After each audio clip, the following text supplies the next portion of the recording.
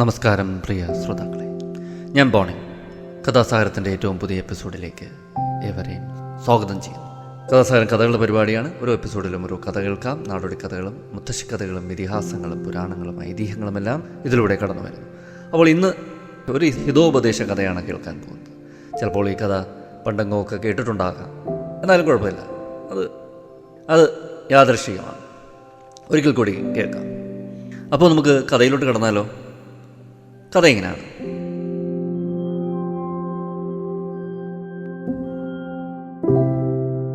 ഒരു കാട്ടിൻ്റെ നടുവിൽ ഒരിക്കലും വറ്റാത്ത ഒരു തടാകമുണ്ടായിരുന്നു. അതിൻ്റെ കരയിൽ ധാരാളം മുയലുകൾ യാതൊരു ബുദ്ധിമുട്ടും കൂടാതെ ജീവിച്ചു വരികയായിരുന്നു. ഒരിക്കൽ കടുത്ത വേനൽ വന്നു. കാട്ടിലെ നീരുറവകൾ എല്ലാം വറ്റി. മൃഗങ്ങൾ വെള്ളം തേടി നാലുപാടും അലയാൻ തുടങ്ങി. അതിലൊരു ആനക്കൂട്ടമുണ്ടായിരുന്നു. അവർ വെള്ളം തേടി ഈ തടാകക്കരയിലെത്തി. വെള്ളം നിറഞ്ഞ തടാകം കണ്ടപ്പോൾ ആനകൾക്ക് സന്തോഷമടക്കാനായില്ല. അവ വെള്ളത്തിലേക്ക് ഓടിയിറങ്ങി. അതിനിടയിൽ അവയുടെ കാലടികളിൽ പെട്ട് ധാരാളം മുയലുകൾ ഞെരിഞ്ഞമർന്ന് ചത്തു. നമ്മുടെ ജീവിതം അപകടത്തിലായിരിക്കുകയാണ്. വെള്ളം കുടിക്കാൻ ഇനി എന്നും ഈ ആനകൾ വരും. അവരുടെ കാലടിയിൽപ്പെട്ട് നമ്മളിൽ പലരും ഇതുപോലെ ചാകും. എങ്ങനെയും ഈ ആനകളെ തടയണം, ഒരു മുയൽ പറഞ്ഞു. ഈ ആനകളെ തടയാൻ നമ്മൾ മുയലുകൾക്ക് എങ്ങനെ കഴിയും? മറ്റൊരു മുയൽ ചോദിച്ചു. ഞാൻ കാണിച്ചു തരാം, ആദ്യത്തെ മുയൽ പറഞ്ഞു. അവൻ ഓടി ആനകളുടെ മുന്നിൽ ചെന്നു. ആനകളുടെ നേതാവിനെ തടഞ്ഞു നിർത്തിയിട്ട് ചോദിച്ചു, ഇങ്ങോട്ട് വരാൻ നിങ്ങൾക്ക് ആരാണ് അനുമതി തന്നത്? ഇങ്ങോട്ട് വരാൻ ആരുടെ അനുവാദമാണ് വേണ്ടത്? ആനകളുടെ തലവൻ ചോദിച്ചു. ഞങ്ങളുടെ യജമാനന്റെ, മുയൽ പറഞ്ഞു. ആരാ നിങ്ങളുടെ യജമാനൻ? ചന്ദ്രഭഗവാൻ. ഭഗവാന്റെ നടുക്ക് കാണുന്ന മുയലാണ് ഞാൻ, മുയൽ ഒരു കൂസലും കൂടാതെ പറഞ്ഞു. അത് കേട്ട് ആനത്തലവനും കൂട്ടരും വിരണ്ടു.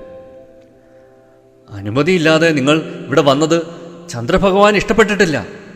ദേഷ്യം വന്ന ദേവൻ ഇവിടെ എത്തിയിട്ടുണ്ട്. നിങ്ങളെ ഉടനെ കൂട്ടിക്കൊണ്ടുവരാൻ എന്നോട് പറഞ്ഞിരിക്കുകയാണ്. അത് കേട്ട് ആനകൾ താണു തൊഴുതു. ഞങ്ങളോട് കോപിക്കരുതെന്ന് അദ്ദേഹത്തോട് പറയണേ, നേരിട്ട് പറഞ്ഞാൽ മതി, വാ. മുയൽ മുൻപേ നടന്നു. ആനകൾ പതുങ്ങി മുയലിൻ്റെ പിറകെ ചെന്നു. അപ്പോഴേക്കും അമ്പിളി അമ്മാവൻ ഉദിച്ചു കഴിഞ്ഞിരുന്നു. അതിൻ്റെ പ്രതിബിംബം തടാകത്തിൽ പ്രതിഫലിക്കുന്നുണ്ടായിരുന്നു. അത് ചൂണ്ടിക്കാട്ടിയിട്ട് മുയൽ ആനകളോട് കൽപ്പിച്ചു, ക്ഷമ പറഞ്ഞിട്ട് പൊയ്ക്കോ. ആനകൾ തല കുനിച്ചു. ചെയ്ത തെറ്റിന് മാപ്പിരുന്ന ശേഷം എത്രയും വേഗം സ്ഥലം വിട്ടു. അതിനുശേഷം അവ ആ വഴിക്ക് വന്നതേയില്ല. ആ മുയലിൻ്റെ ബുദ്ധിയെ മറ്റു മുയലുകൾ പ്രശംസിച്ചു. അവനെ അവരുടെ നേതാവായി തിരഞ്ഞെടുത്തു. ഇത്രയുമാണ് കഥ.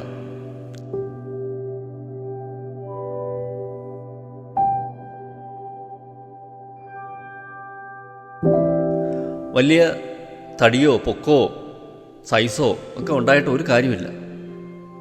ബുദ്ധി വേണം. യഥാസമയം പ്രയോഗിക്കാൻ തക്ക ബുദ്ധി വേണം. ഈ കുഞ്ഞ് മുയലിന് അതുണ്ട്. ആനയുടെ വലിപ്പമോ ആരോഗ്യമോ ശക്തിയോ ഒന്നും അത് കൂസാക്കുന്നില്ല.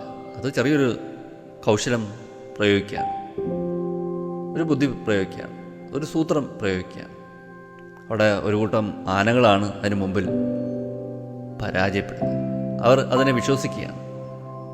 ചില നായ്ക്കൾ കണ്ടിട്ടില്ലേ, വലിയ ആനകളൊക്കെ വരുമ്പോൾ നല്ല കുരയ്ക്കും. നമ്മൾ ആലോചിക്കും, ഇതെന്താ ഇങ്ങനെ? ആന വലിയ ശക്തിയുള്ള ജന്തുവല്ലേ, ഇതിന് വിരട്ടാൻ സാധിക്കും. അതൊരു വിരട്ടലാണ്, അതും ഒരു കൗശലമാണ്. ശബ്ദം കൊണ്ട് വിരട്ടുകയാണ്. ഇങ്ങോട്ട് കടക്കണ്ട, ഇതെൻ്റെ ഏരിയയാണ്. ചിലർ കണ്ടിട്ടില്ലേ, ഒരു ശബ്ദമൊക്കെ ഉണ്ടാക്കി, ഒരു ബഹളമൊക്കെ ഉണ്ടാക്കി വിരട്ടും.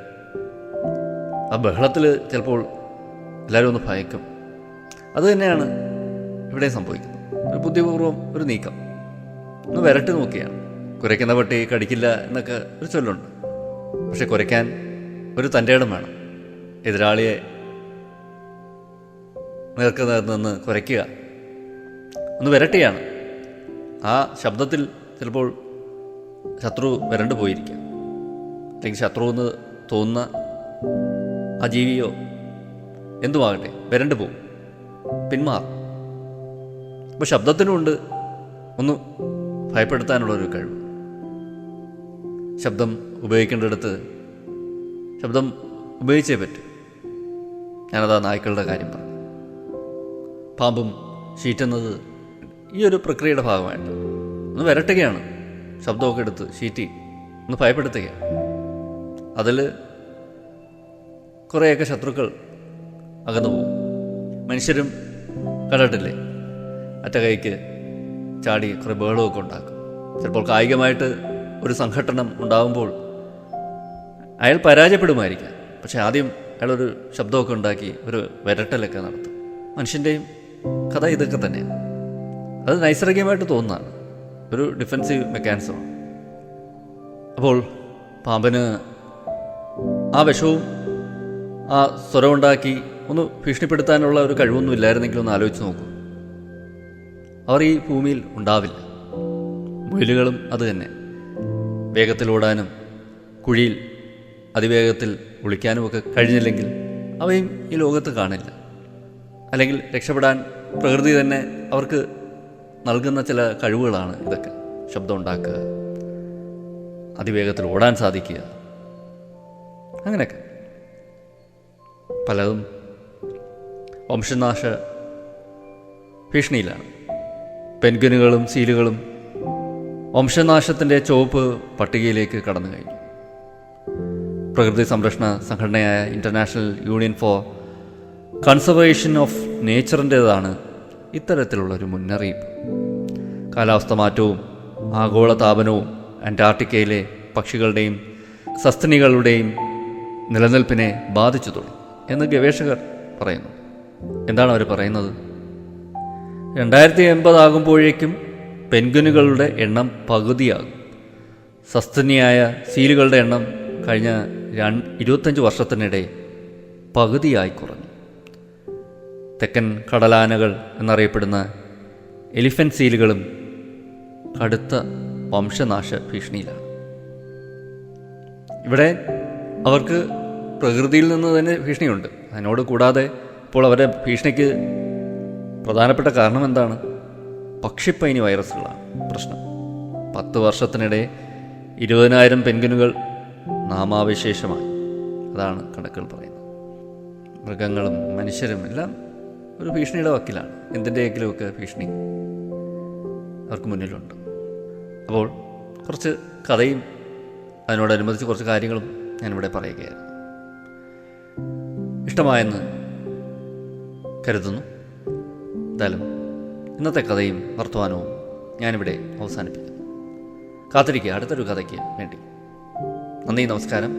വിട ചൊല്ലുന്നു ബോണി.